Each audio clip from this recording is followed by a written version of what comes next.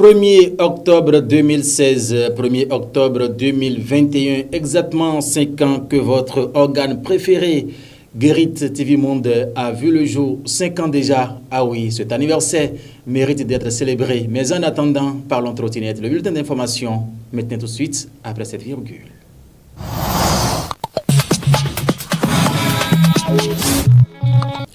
Dans l'actualité, nous allons démarrer par cette rencontre entre l'ancien président Dr Thomas Boni Yayi et l'honorable député Adam Bagoudou. Le quotidien Matin Libre, dans sa livraison de ce jour, s'est interrogé après les tensions répétées à Tchaourou, Bagoudou et Boni Yayi. Enfin, la paix. La réponse à l'interrogation, c'est à travers ce récit. Ensemble, suivons plutôt. Le président Boni Yayi et son neveu Adam Bagoudou ont-ils fumé ainsi le calumet de la paix? Tout porte à le croire au regard des images qui ont fait le tour des réseaux ces dernières 72 heures. Le député Adam Bagoudou, presque à genoux, chuchote quelques mots dans les oreilles du président Boni Yayi. Ce genre d'image, les Béninois en ont vu il y a très longtemps. En tout cas, depuis que Patrice Talon a pris le pouvoir et les camps politiques ont été choisis par des acteurs, des querelles et dissensions sont nées. À Tchaourou, son village, Adam Bagoudou n'était plus le bienvenu. Par 2 fois au moins, il a été conduit à la suite de mouvements de constatation qui pourraient dégénérer. Mardi dernier, à la faveur des obsèques de la sœur aînée de l'ancien président Boni Yayi, le rapprochement entre Adam Bagoudou et Yayi Boni, qu'il a servi au palais de la présidence en tant qu'intendant, a été fait. Cependant, on ne saurait accueillir favorablement ce rapprochement sans établir un lien avec le tête-à-tête que l'ancien chef de l'État, Yayi Boni, et son successeur, Patrice Talon, ont eu récemment. C'est peut-être le terreau pour la réconciliation et la paix entre fils et filles. Nous allons nous rendre cette fois-ci dans la commune d'Abomey-Calavi et plus précisément dans l'arrondissement de Godomé pour parler des difficultés de circulation que les populations rencontrent sur les pavés au niveau de l'échangeur de Godomé. Kabirou Adiadi et Ida Sagbo ont effectué une descente sur les lieux et voici les plaintes des populations. Des motos qui galopent. Nous sommes dans la commune d'Abomey-Calavi et précisément sur le tronçon longeant l'échangeur de Godomé en quittant Cotonou. Décrochés de ces pavés par endroits, dégradés de part et d'autre, et transformée d'elle-même en plusieurs dodanes, cette voie devient de plus en plus un véritable parcours de combattant pour les usagers.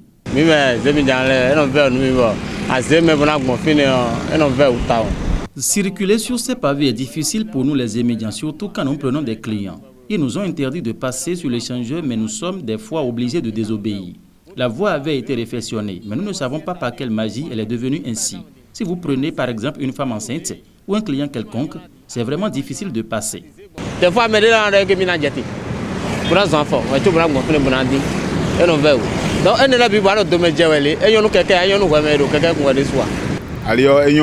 la voie n'est pas en bon état puisque quand nous l'empruntons, il y a trop de montées et de descentes. Certains sont obligés de prendre par le goudron pour s'en sortir. Nous vendons des friperies. Et les clients, on en manque beaucoup de clients parce que la voie est gâtée. Certains clients prennent en haut pour partir, on n'arrive pas à vendre. Ça crée beaucoup d'accidents aussi, plein d'accidents. Ça devant nous, nous-mêmes on voit ça, vous voyez, ça devant nous, tous les accidents se font devant nous ici. Et c'est pas bon à voir. Du goudron en lieu et place des pavés. Telle est la proposition des motocyclistes rencontrés.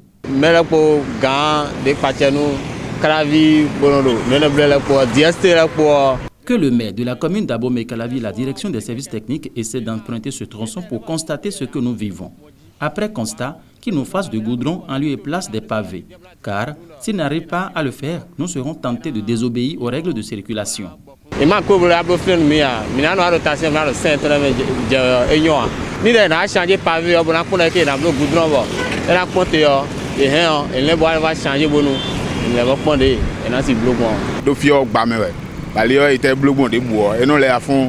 La voie est construite sur du bas-fond, raison pour laquelle qu'à chaque réflexion, elle se transforme en dodane.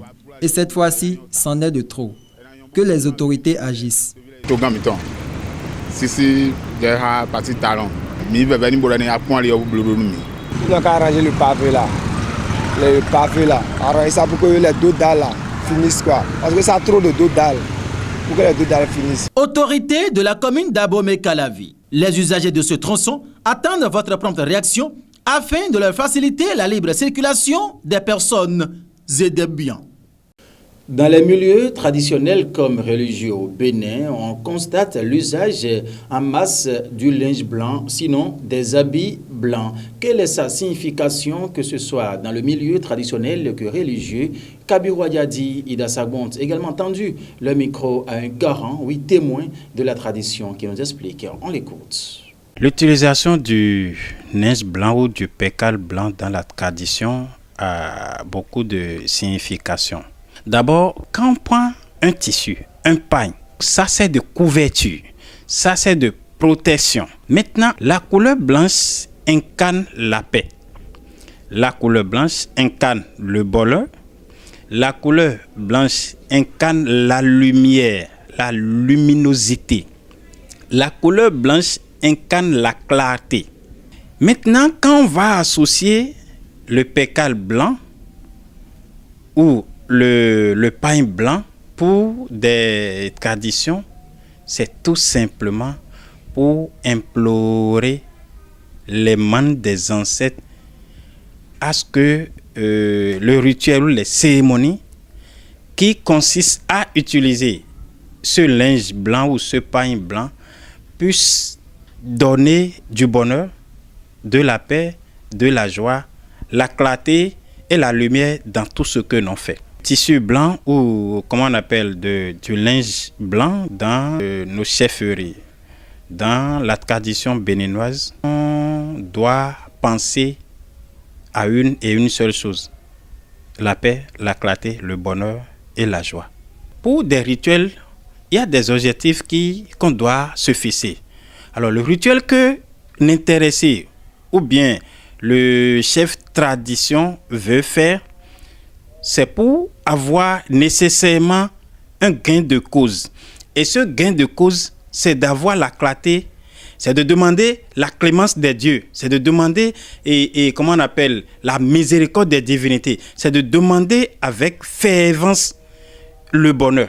Donc pour que l'objectif fixé soit atteint, il faut nécessairement l'utilisation de la couleur blanche et plus précisément du linge blanc. Il n'y a rien de négativité dans l'utilisation du pain blanc. Et c'est de la positivité, c'est du bonheur. Auparavant, quand nos aïeux quand ils veulent dormir, ils utilisent le pain blanc. C'est avec le pain blanc qui couvre le corps. Dans la nuit profonde, ils utilisent le pain blanc. Quand ils se lèvent, on les voit souvent nouer le pain autour de leur hanche. Certaines personnes n'utilisent plus ce pain-là. Alors, je leur dirais que pour ne pas se végéter dans l'obscurité, dans la malédiction, dans la malchance, je leur dirais tout simplement d'utiliser la couleur blanche, le pain blanc. Même en voulant dormir, il faut qu'ils se couvrent du pain blanc. Le drap de lit doit être la couleur blanche. C'était donc à l'instant donnant Jean-Paul Adam de Rondy, un témoin de l'histoire qui nous expliquait à l'instant ce que revêt la signification, oui, de l'usage du linge blanc dans les milieux religieux comme traditionnels. Ainsi se referme ce bulletin d'information pour le compte de ce 1er octobre 2021 sur Guérit TV Monde. La suite de la trottinette, mesdames et messieurs, restez sur votre position. Voici ce que ça donne.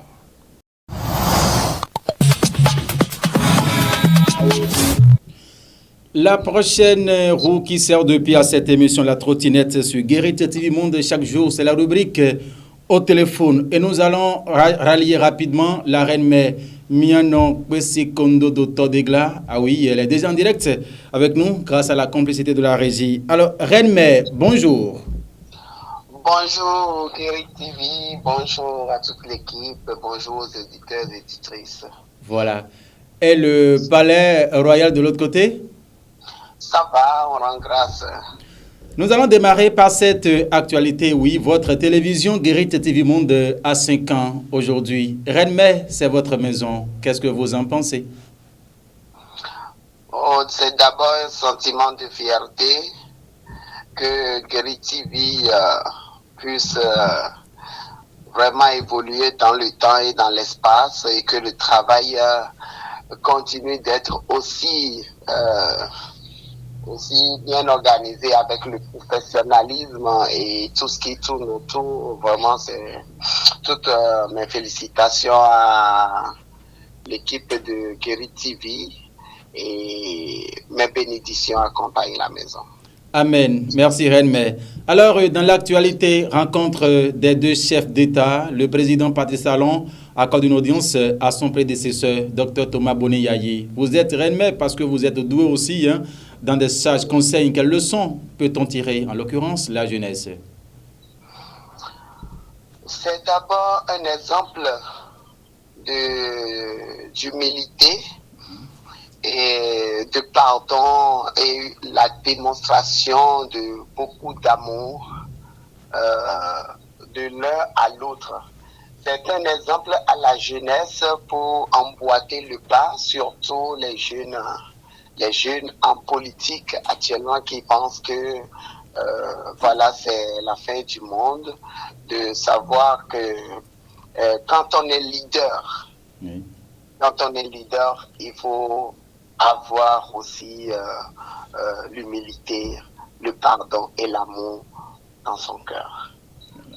Mais vous suivez également les commentaires qui s'en suivent, les réactions se multiplient de part et d'autre, ou bien c'est apprécié. Par contre, d'autres disent non, que ce n'est pas une rencontre. Les doléances, voilà. Par rapport aux doléances, surtout, vous lisez ce qui se passe et tout. Quels sont vos avis par rapport aux doléances de l'ancien chef d'État?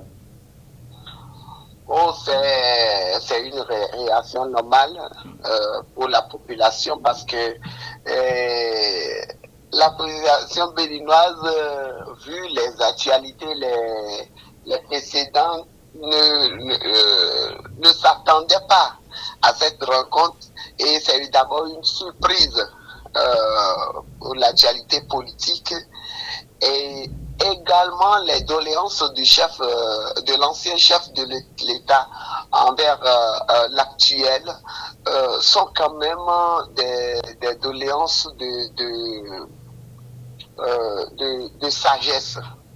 Et pour la jeunesse qui est partagée entre plusieurs sentiments, c'est du nouveau. C'est du nouveau que moi je pense que chacun puisse en tirer leçon, en tirer le meilleur. Les commentaires, chacun est libre de donner son avis, mais je crois que c'est un exemple à suivre et d'emboîter le pas pour que quand même, malgré la diversité des opinions, que l'union soit. Voilà. Vous avez un message certainement pour conclure l'entretien au téléphone, Reine-Mère. Exactement. C'est d'abord pour demander à tous les Béninois et Béninoises que nous avons besoin de la fraternité dans tout ce qu'on fait, de l'amour dans tout ce qu'on fait, d'autant plus que c'est ce que nous avons hérité de plus cher. C'est l'amour du prochain. Dans nos traditions, c'est l'amour du prochain, c'est ce que nos chefs d'État nous ont démontré encore une fois. Et je conclurai en disant que les ancêtres ne vont pas, les manes des ancêtres ne vont pas nous abandonner et que nous avons la bénédiction et le soutien spirituel des chefs de cultes endogènes et également de tous les chefs traditionnels qui, dans chaque temple, ne cessent de prêcher l'amour, le pardon et l'unité. Merci à vous, Reine-Mère. Je vous en prie et bon vent à Guérit TV. Merci infiniment. Longue vie à Guérit TV. Merci pour vos soutiens.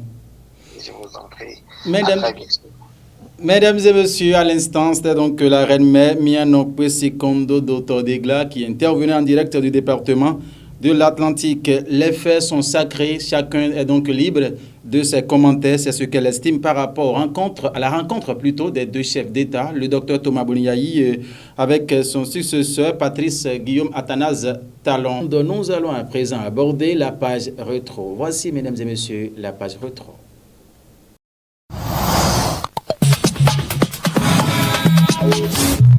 Cette visite de courtoisie augure du bon déroulement de cette campagne.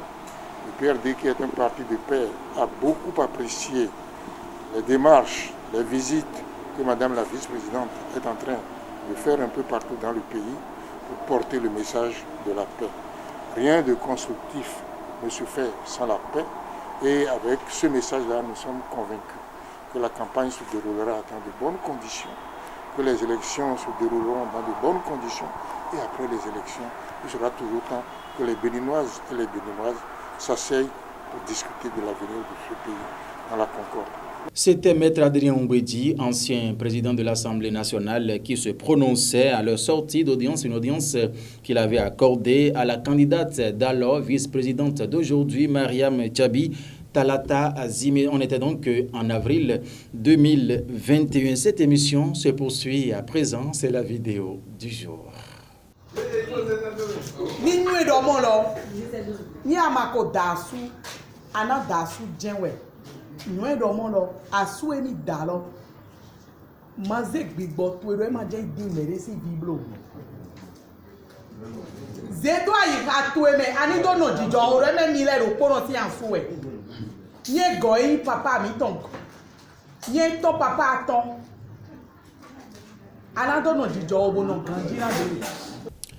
Ah oui, et ça entre petit à petit dans les habitudes sur Guérit TV Monde, désormais du lundi au vendredi, une vidéo du jour, juste pour vous arracher un petit sourire. Nous vous rappelons, mesdames et messieurs, que c'est ce 1er octobre 2021 que Guérit TV Monde fête son 5e anniversaire d'existence. Toute l'équipe de Guérit TV Monde vous remercie très sincèrement pour votre sympathique attention, votre fidélité légendaire à nos programmes de sa création jusqu'à ce jour. Le décompte, ce n'est pas Tito, parce que nous avons encore des actions à mener sur le terrain, ne serait-ce que pour vous informer au Bénin, en Afrique et dans le monde. Joyeux anniversaire à nous tous, puisque sans vous, nous n'existons pas. Prenez du plaisir à nous suivre, mesdames et messieurs. Bon week-end à chacun et à tous. Kabir Wadiadi derrière la caméra, Alphonse Breton, la réalisation d'Assabo à l'édition. Merci une fois encore. Au revoir.